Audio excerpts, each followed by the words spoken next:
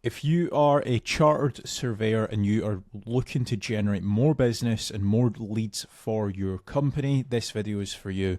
Myself and James, we've worked with a lot of different chartered surveyors throughout the UK, so we know exactly what works when it comes to a marketing strategy and also how to consistently grow your business as well. And in this video, we're going to be breaking all of that down for you. Marketing strategies that you should avoid and also marketing strategies that you should be doubling down on as well. So James, take it away. So step number one, what I'd be looking to do to grow is a Google business profile. If you already have one, I'd be making certain that I would be reaching out to all my existing clients to try to get me as many 5-star reviews as possible. It's a great way, a Google business profile, to generate more leads. There's obviously getting citations and doing Google business profile posts and uploading photos on there. So that's definitely step one that I would be doing to try to generate more local leads. So step number two, this is kind of to bolster on to your actual Google business profile, is I would be creating dedicated service pages for each of your individual services as SEO optimized pages on your website.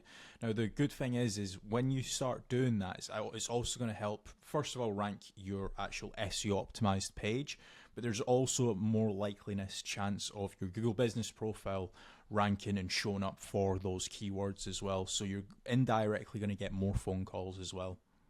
Yeah, for sure. And if you are looking for more local leads, another option that you could be doing is PPC lead generation. That's pay per click within Google or within Bing, where you're trying to target the bottom of the funnel keywords that can try to generate you some more inquiries.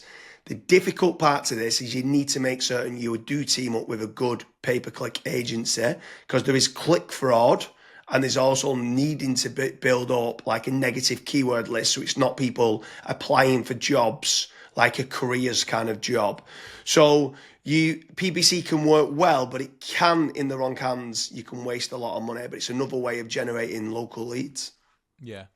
And then after that, you've also got like meta ads as well. So like Facebook, Instagram, where the next time when somebody goes on to Facebook, they might be scrolling, they might see your ad. Now, there's a few different ways that you can set up Facebook ads. You've obviously got option A, which is like lead forms, which is like really easy to do. They don't even leave the Facebook platform, like they never click onto your actual website. Now, the issue with lead forms is that the quality might not be great, but you can obviously add more questions in to try and up that quality of the actual lead. Then you've also got conversion ads as well, where that actually gets sent through to your website, and then they fill out the contact form to you or on your website as well. So you've got a couple different options there that you can do. Yeah, for sure. And then another way to grow more local leads could be organic social media. So posting regularly on Facebook, on Twitter, on YouTube, on Pinterest, on Instagram. There's lots of different platforms out there that you can be trying to get there. Reddit's quite big nowadays. In Quora, it's quite big. If people have got questions and you can answer it. So organic social media is another great way to be generating more local leads for your business. With organic social media, I would say that it's more of like a volumes game. So you want to try and make certain that you're constantly uploading, whether it's for example a daily schedule or a weekly schedule. You might say, okay, I want to try and upload 5 videos a week, and you should just try and stick to that, especially when it comes to like algorithms like YouTube and Twitter and stuff. Yeah, for sure. I mean, what's your thoughts on using any sort of AI agents if they can try to team up with someone to use like N8N to kind of automate and schedule posts on social media? Like, what's your thoughts on that? Of using trying to leverage artificial intelligence? It's all the rage nowadays for trying to generate more leads. Would you try to team up with like an AI consultant to set that up? Yeah, so I mean, you can definitely go down that route where you're setting up AI agents to potentially crop up some videos and auto publish to YouTube, Facebook, Twitter, and stuff.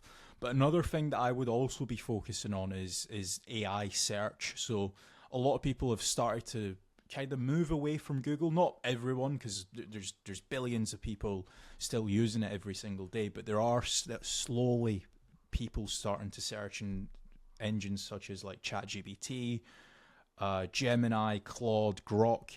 And if your brand isn't actually showing up in any of those, you will have a little bit of an issue showing up and get generating leads on those search engines as well. So that's another thing that I would be focusing on as a company.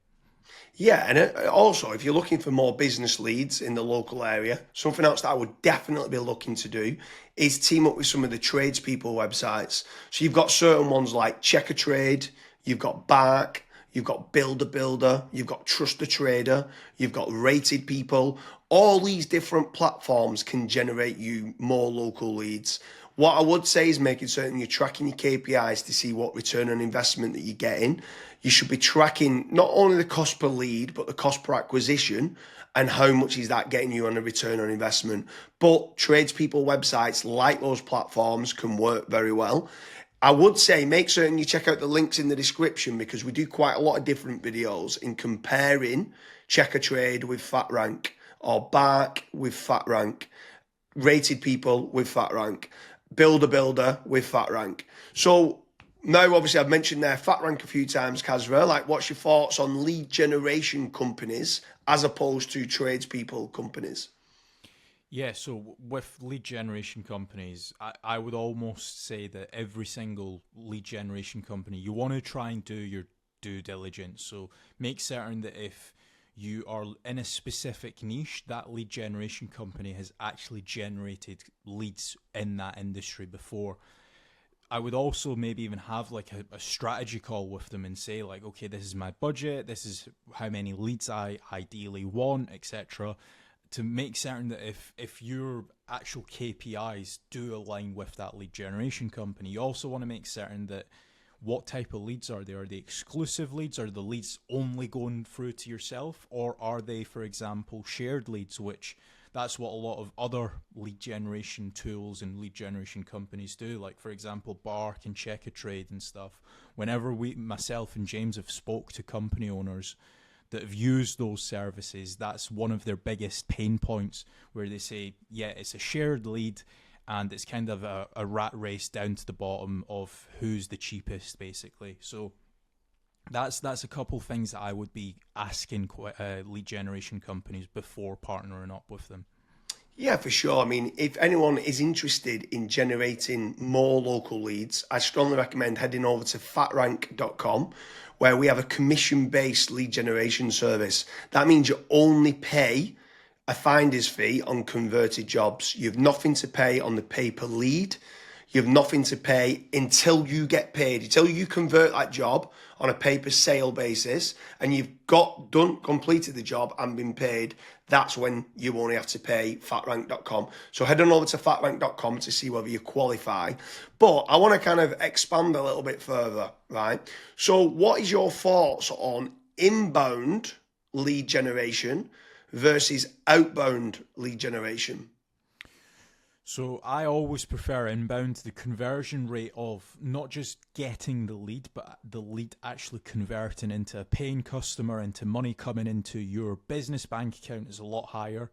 The last stat that I saw for that was something like 16.1% end up converting into a paying customer, as opposed to 1.4% when it's a outbound lead. Yeah, that's So pretty crazy. That's like a 12, but yeah, it's 10, yeah, 12 times more conversion. yeah, Like, it's exactly. crazy how much more conversion that is. You need to do a lot of volume for kind of outbound, whether it's cold calling or cold email or like LinkedIn Sales Navigator and stuff like that. And sometimes you just need a lot more staff to do it as well. And people sometimes don't. They're looking at the cost going, I want to generate free leads.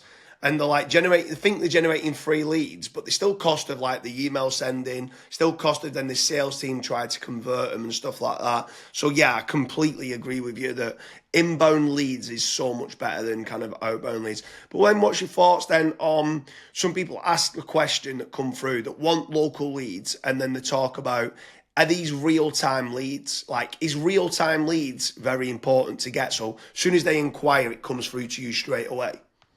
Yeah, it's very important. I think the last stat that obviously we this was internally that we saw was if you are able to get a real time lead, it converts 60% higher than was it 60 or 65%? 60, I think I think like 63% higher.